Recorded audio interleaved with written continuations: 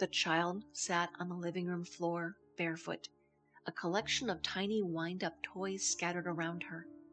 A yellow duck, a red truck, a silver robot, a skunk. She jibber-jabbered at them, holding both sides of the conversation. She flung the robot across the carpet, trying to make it dance. Mama and Aunt Lena sat across from one another at the kitchen table, pretending to watch TV and reading the paper. They had been awake since before dawn. Aunt Carmi was watching her afternoon shows. Her bedroom door was closed. The little girl understood that everyone was cranky. Mama cleaned up a big mess at lunchtime, and Pop-Pop did not want to play or hold her or sing his special songs. Tasha was here the day before and got into an ugly fight with Aunt Carmi. She slammed the iron gate when she departed, causing the child to burst into angry tears. Everything felt different, strange.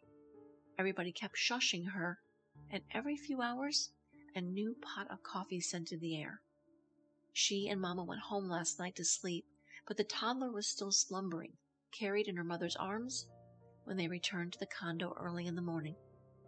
She scooted forward on her knees and lurched to a wobbly stand, gripping the plush carpet between her toes.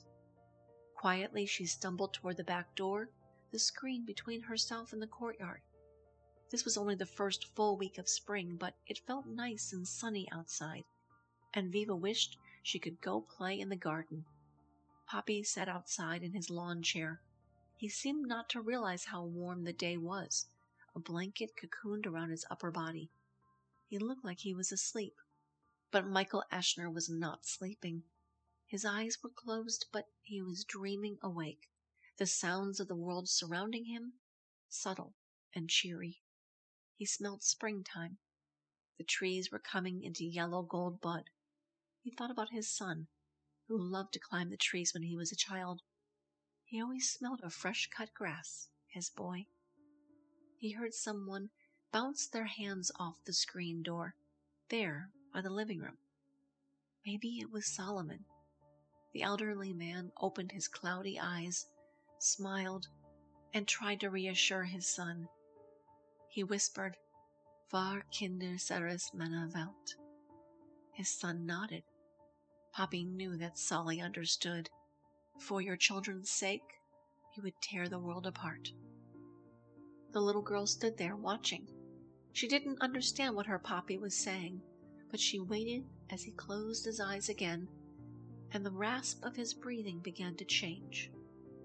Viva Eschner stood at the screen door, early springtime sweet afternoon, gazing at her great-grandfather in his chair and plush blanket. She pushed her palms into the screen, leaving brief imprints of her tiny hands.